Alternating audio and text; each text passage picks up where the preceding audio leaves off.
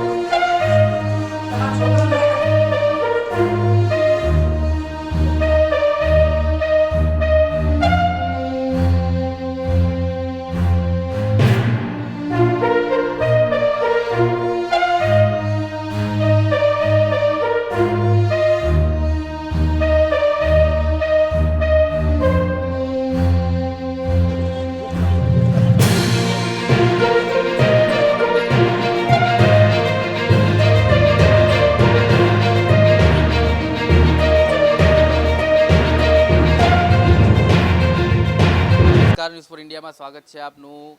અમદાવાદમાં વસ્ત્રાપુરના અમદાવાદમાં એક એવી ઘટના સામે આવી છે કે મંદિર બનાવવાને લઈને એક વિવાદ સામે આવ્યો હતો।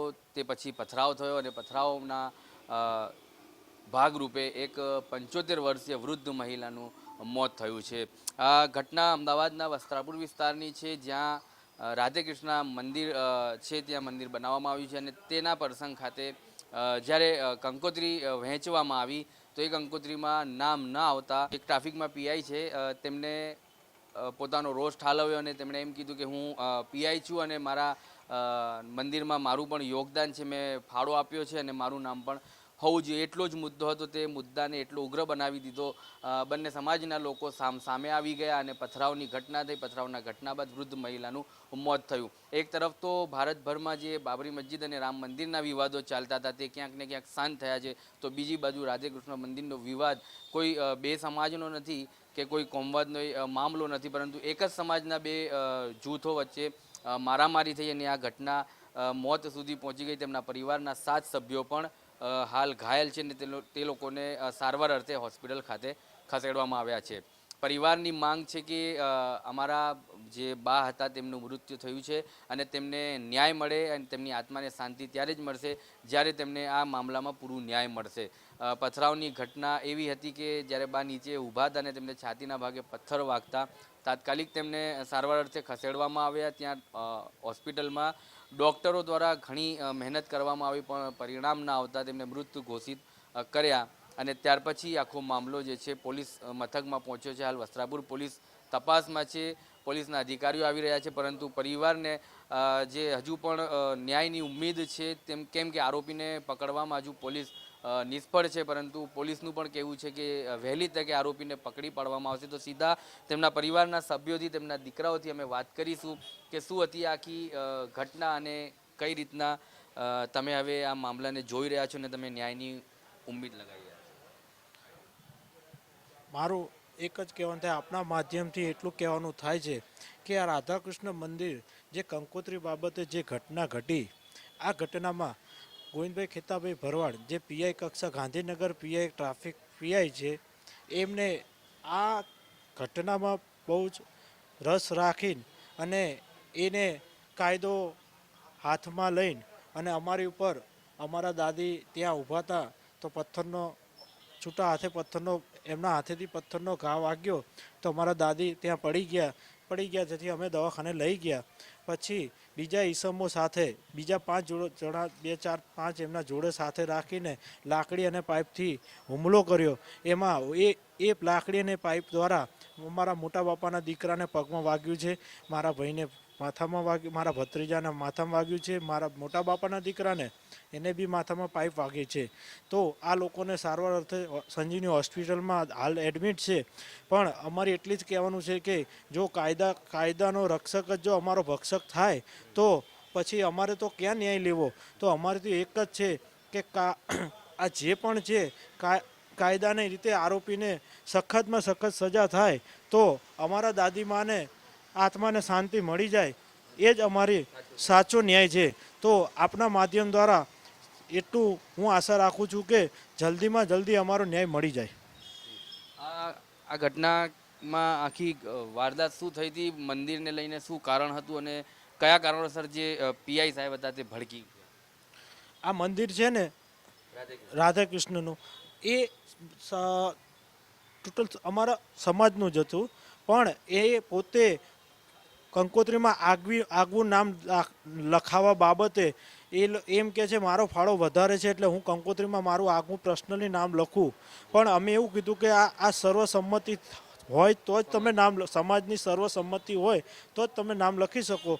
પણ ના કે હું પીઆઈ છું, આમ છું, અમને મારે લખવું પડશે. એના આગવી ઓળખ બતાવવા માટે અને એ બાબત લખવા માટે અમારી સંમતિ નથી, તો છતાં એને અમને આ રીતે અમારી ના હોવા છતાં એને બીજા એના 4-5 જોડીદારને ઉશ્કેરણીજનક ઉગ્ર બનાવીને આ ઘટના ઘટાઈ છે.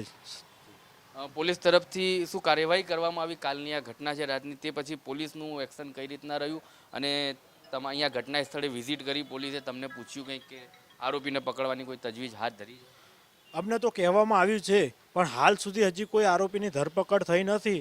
એટલે હાલ તો અમને એમ થાય છે કે જ્યાં સુધી આરોપી ના પકડાય ત્યાં સુધી અમારી કોઈ જે અમારે ન્યાય જોઈતી અમને ન્યાય મળતો નથી. અમને આશ્વાસન બી આપી રહી છે. પણ અમે એટલી આશા રાખીએ કે આપના માધ્યમથી અને પોલીસના સાથ સહકારથી વહેલામાં વહેલી તકે આરોપીઓ ઝડપાય અને જે કાયદાની રૂએ જે કામ થઈ જાય, કાયદાની રૂએ કાર્ય થાય અને આરોપીને ઝડપી લેવામાં આવે. બસ આ જ અમારો ન્યાય અને સખતમાં સખત સજા થાય, એ જ અમારો ન્યાયની માંગ છે. આસપાસના લોકોના કહેવા મુજબ એવું બી હતું કે બા માત્ર બંને પક્ષને સમજાવવા માટે નીચે ઉતર્યા હતા કે આ ઝઘડો જે છે વધારે ઉગ્ર ના બને, અને જે રોકવા આવ્યા હતા જે ઝઘડાને તેમને જ ઘા લાગી ગયો પથ્થરનો અને તે મોતના ઘાટ ઉતરી ગયા. હા, તે સમજાવટ માટે એ સમજાવટ માટે એ ઊભા ત્યાં એમને જોવામાં આવ્યું કે આ ઝઘડો થયો છે તો એ થોડા સમજાવટ માટે ઊભા રહે કે આ વસ્તુ ના કરો. તો એ લોકોએ છૂટા પથ્થરનો ઘા માર્યો. જે ગોવિંદભાઈ પીઆઈ છે, ટ્રાફિક પીઆઈ, એમને છૂટો પથ્થર મારતા અમારા દાદીમાને છાતીમાં વાગતા તો ત્યાં ઢળી પડે અને એમને હોસ્પિટલ સારવાર અર્થે લઈ ગયા. ત્યાં તેમનું મોત નીપજ્યું છે. અને બીજા લોકો એમની જોડે જે 4-5 લોકો છે એ લોકોએ લાકડીને પાઇપ વડે હુમલો કરતા અમારા ભાઈ એમને ફ્રેક્ચરને માથામાં વાગ્યું છે. એ બધું બી ઘણી અમને આ ઘટના ઘટી એમાં ઘણું બી અમને નુકસાન થયું છે. અમે અમારું સ્વજન ગુમાવ્યું છે, એની અમને બહુ જ દુઃખની લાગણી દુભાઈ છે. પણ હવે અમે તો એક જ આશા રાખીએ આપના માધ્યમથી કે વહેલામાં વહેલી તકે આરોપીને ઝડપી અને એમાં અમને ન્યાય અપાઈ દો. તો આ હતા પરિવારના સભ્ય. અને આ જ વિસ્તારની જો અમે વાત કરીએ તો ભારતીય જનતા પાર્ટીનું આ એક ગઢ છે અને ત્યાં એવી ઘટનાઓ અમદાવાદની અંદર વારંવાર આવતી હોય એ શરમ બાબત છે.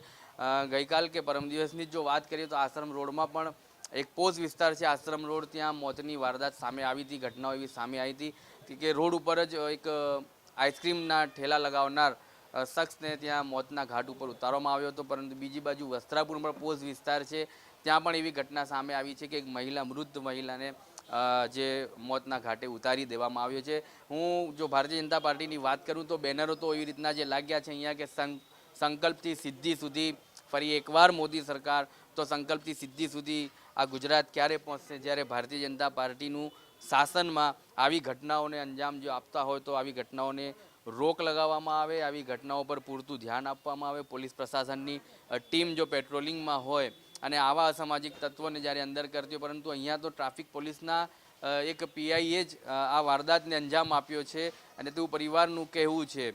જ્યારે આ મંદિર બન્યું હશે તો રાધા કૃષ્ણએ પણ આ વિચાર્યું નહીં હોય કે અમારા મંદિર પાછળ એક મહિલા જે છે વૃદ્ધ, તેમને મોતનો સામનો કરવો પડશે. તેમણે તો પોતાનું બલિદાન આપી દીધું છે મંદિરને લીધે, રાધાકૃષ્ણને મંદિરને લઈને, પરંતુ આવનાર દિવસોમાં એમને ન્યાય જે મળશે એ સાચું બલિદાન કહેલાશે. અને એ જ આ પરિવારની માંગ છે કે જ્યારે અમારા બાના આરોપીને પકડી પાડવામાં આવશે તો જ સાચું તેમને આત્માને શાંતિ મળશે, તેમનું બલિદાન જે યોગદાન છે એ મંદિરની પાછળ સાચું ગણાવવામાં આવશે. હાલ તો પરિવારના લોકો શોકમય છે, લોકો મહેમાનો બધા આવી રહ્યા છે અને વસ્ત્રાપુર પોલીસ પણ તપાસમાં લાગી છે. વહેલી તકે તેમને ન્યાય મળે તેવી પરિવારની માંગ છે અને આવનાર દિવસોમાં જ હવે નક્કી થશે કે ક્યારે આરોપીને ઝડપી રીતે પકડી પાડવામાં આવશે. અને પોલીસથી આરોપી દૂર પણ નથી. જ્યારે એક પોલીસ અધિકારી જ હોય અને પોલીસમાં જ જે નોકરી કરતા હોય તો પોલીસથી આરોપી દૂર કોઈ દિવસ હોય નહીં. આમ તો પોલીસ દિલ્હી અને યુપીથી આરોપીને પકડી પાડતી હોય છે. આ તો રાજ્ય અને શહેરની જ વાત છે. તો પોલીસ જો ઈચ્છે તો વહેલી તકે આરોપીને પકડીને આ પરિવારને ન્યાય આપે તેવી તેમની માંગ છે અને પોલીસ આ શક્ય કરી શકે છે કે જલ્દથી જલ્દ વહેલી તકે આરોપીને પકડી પાડે.